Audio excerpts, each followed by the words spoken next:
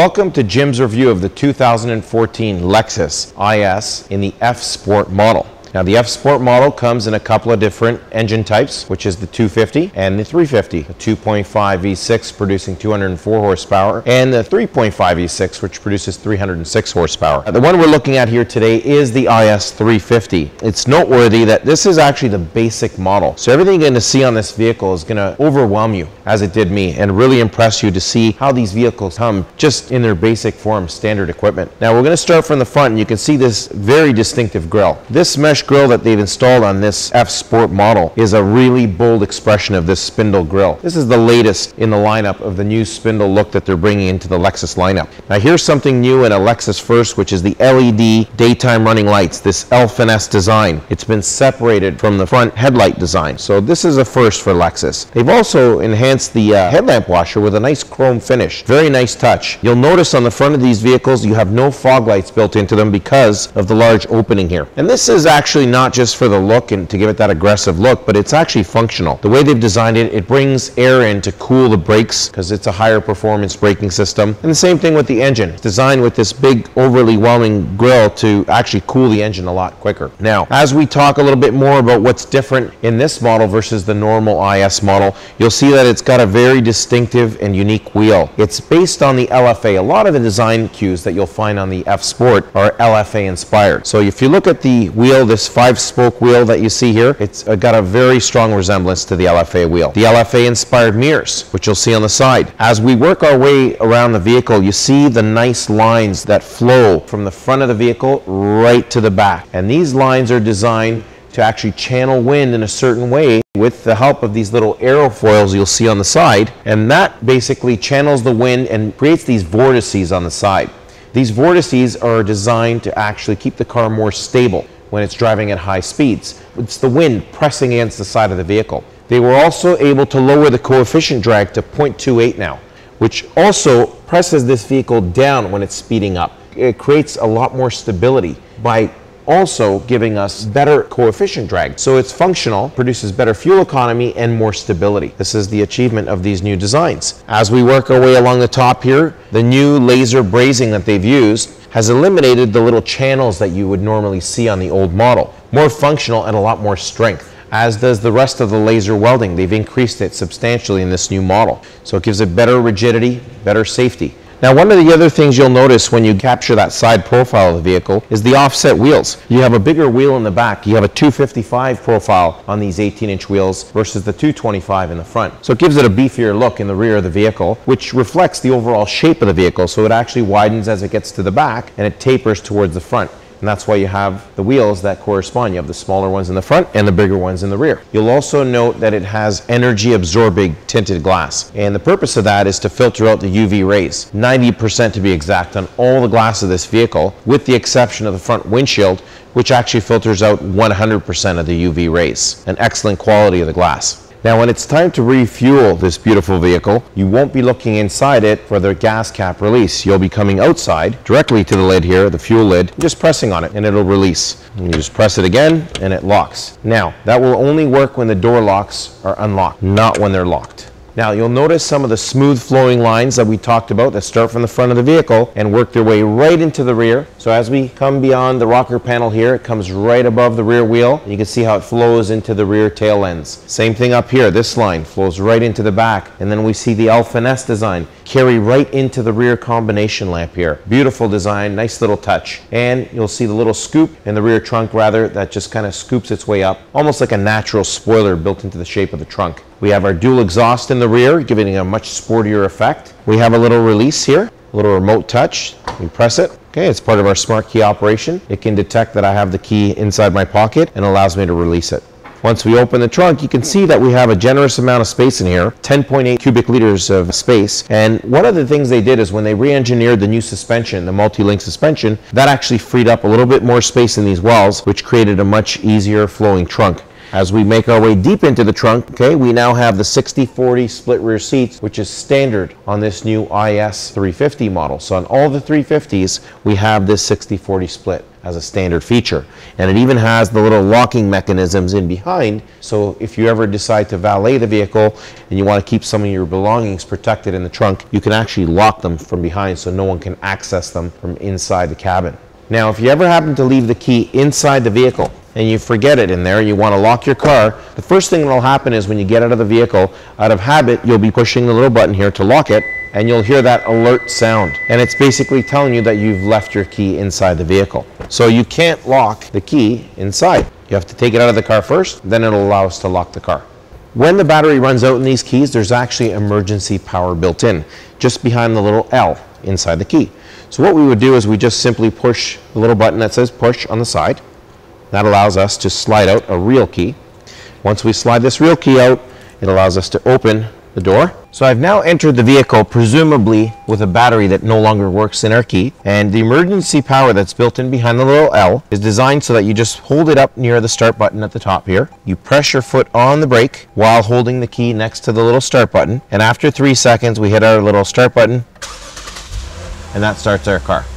It's important I do this again, because every time I start this car, I just feel like this car is just coming to life. It is just amazing to watch. I can only tell you that it would give you such pleasure starting your car every day looking at that. Our LFA inspired 8-inch TFT LCD display cluster. Isn't that a beauty? Oh my, just look at that. Look at how it changes from normal mode to sport mode. That is something. And the whole dial actually moves over to give you a display of all the other details like the audio control, the information. And we'll look at some of that right now. So starting from the left-hand side here, we can see our fuel range. After we've refueled, we can see our eco indicator telling us when we're in eco mode if we want to watch that. Our tire pressure, monitoring all 4 of our individual tires. Our gear position if we want to watch that while we're driving. Now just to the right of that, we have our audio control where we can flip through all our different sources, AM, FM, our disc, USB 1, USB 2, Bluetooth, satellite, auxiliary, and AV. Okay, we have our information, which would give us a message if there was any issues that the vehicle computer was trying to tell us or alert us to. And our settings where we can do some customization. Okay, and back to the information. Once we're done, we hit the little page button right on the steering wheel again, and it rolls that ring right back to the left in the center, where we can now see the temperature display on the left and the fuel display on the right, with temperature on the bottom left and our odometer or our trip meters on the bottom right. Now you'll notice on the little odometer ring, which is the exterior part showing us the RPMs, when we hit the gas pedal hard,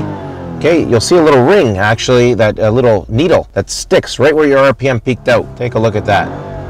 Pretty sharp. Okay, and the ring's changing colors too, just telling you when it's getting into those higher RPMs. Now that is something exciting to watch while you drive your car. Unbelievable. Now if you take a look at this beautiful new center console design, they've got the cup holders joined near the back end here, and it's a much nicer design than the old IS, the outgoing model. Underneath here, we have 2 USBs now that are standard on the IS, and you also have the auxiliary port with a little charger for your phone inside there, and still ample room to store some wallet, keys, things like that. We have a little storage tray in the center here. Remember, this is the basic model, so it doesn't have the remote touch interface. It actually has the display audio controller here, which allows us to turn this from left to right while we make selections on the screen by pushing audio or menu or our back button. And we can just tap down on this whenever we want to make a selection on our main screen. So as we turn our little audio controller in the center here, you can see how it goes through all the different settings in our menu, from display to radio, media, climate, phone, and info. Now, starting with our setup screen, this is where we can push down on the audio controller, and it gets us into areas where we can do some customization. We want to push the back button, okay, which allows us to go back out to that main screen. The next one over is our display screen, which allows us to actually shut off the screen or go into the general setup here, and it tells us how we can either brighten the contrast or lower it. The back button takes us out again. We can continue to push the back button till we get right back out to this main screen. We have our radio screen where we can select our different stations that we've preset. Back out again. Then we have our media screen. And if we have a USB plugged in or an AV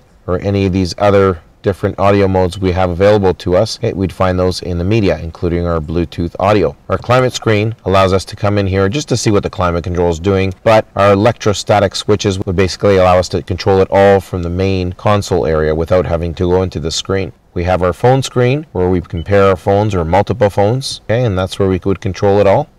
And then we have our info screen where we can go in here and check things like our fuel consumption or our USBs that we have plugged in, USB 1 or 2. But this is where we have our average consumption, and it monitors it by the minute. Now the other thing we have here in the center console area is our drive mode select, where we can see the various drive modes. We have eco mode, we have our push, where we can press straight down on this for normal mode, or we have our sport or sport plus mode. And all we're doing by pushing any one of these different modes is telling the computer in the car the type of input we want it to give, or output rather, from the engine. And this is what the driver wants to do in the car, is always tell the vehicle how it wants it to perform. Now just below the drive mode select button we have our track off, where we can shut off our traction control, or our snow mode. So in the winter, contrary to what a lot of people tell you, even in the rear wheel drive models, you get great traction provided you have a nice snow tire, but in the all-wheel drive you'd still have the option to flip into snow mode as well. And a nice snow tire is always recommended on the IS350. It's got lots of power, it's got a low profile tire, and you'll get much better grip in the winter with that nice winter tire. We have our beautiful short shifter with lots of detail, our red stitching carried right into the leather bag at the bottom of the shifter, and just above our shifter we have our variable heated seats here, which again is a standard feature. So everything we're looking at on this model is an actual standard feature on the 2014 IS350. Now our signal indicator here has a new feature where it has an easy touch. You can just tap on it gently and it gives you a little triple blink when you want to switch lanes on a highway, and it shuts off by itself. If I push it a little bit harder though, it kicks into that normal mode where it would actually wait till you make the turn to shut off the signal. You could turn it off just by tapping it up gently. Now we can also twist this forward into the auto mode, which is where you probably want to leave it, and you never need to touch it again. We have sensors that can detect when it gets dark enough and the headlights will turn on automatically. Just above that we have an indicator for our parking lights and then our manual headlight on button.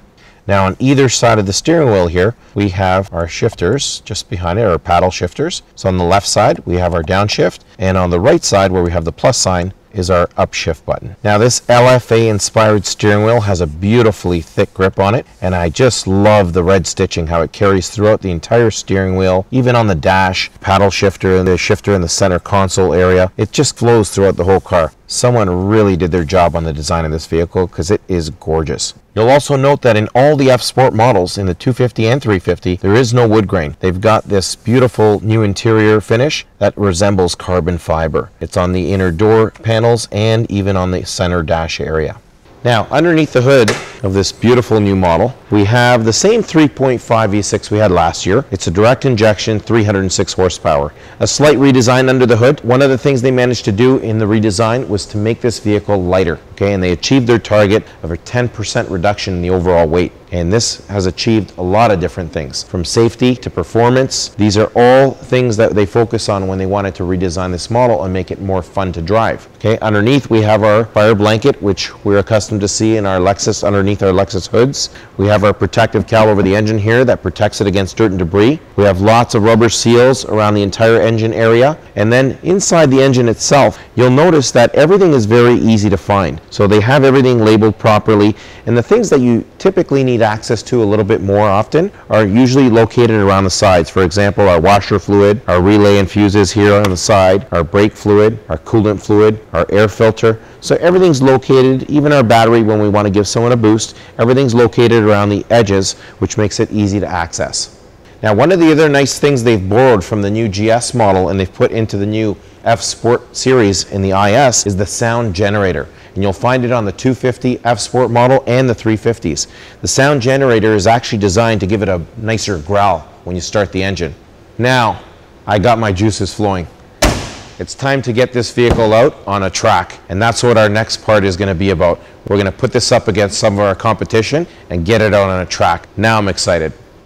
So this is it. We get a chance to come out today and actually put the F Sport to the test on the track. Now this is an exciting day for me because Lexus claims they've actually built this car for track. The suspension, the design of the car, all the attributes, the bolstering of the seat in these F Sports, and I want to really feel it now and put it to the test through all these pylons that we're going to see here. We've set up the course so we can see how it performs around some of these hard turns. All right, so let's get started.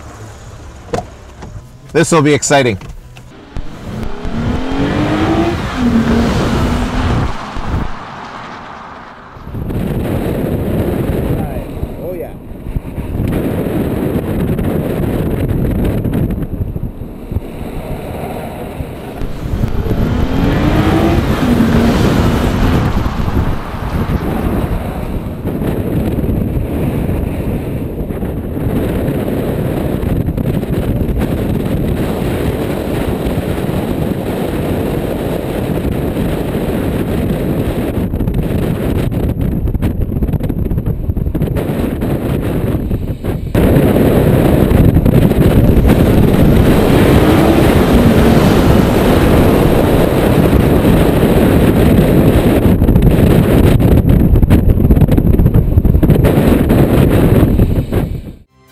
Okay, that was amazing. This car does everything and more. And I'll tell you, I have never ever driven a Lexus quite like this one. This is the F Sport, so it's definitely the best Lexus has to offer in this lineup. And after all the testing I've done here today, I can tell you without a doubt, watch out, this is the game changer.